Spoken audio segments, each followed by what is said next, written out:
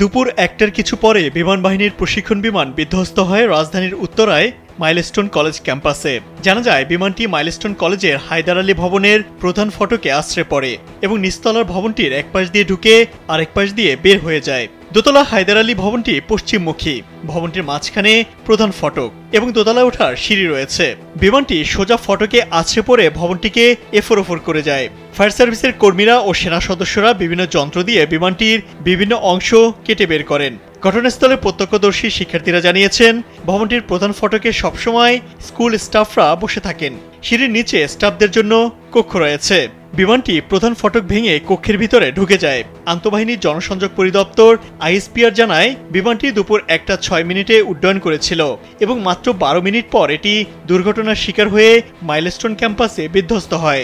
শেষ খবর পাওয়া পর্যন্ত এ ঘটনায় অন্তত 19 জন নিহত হয়েছেন।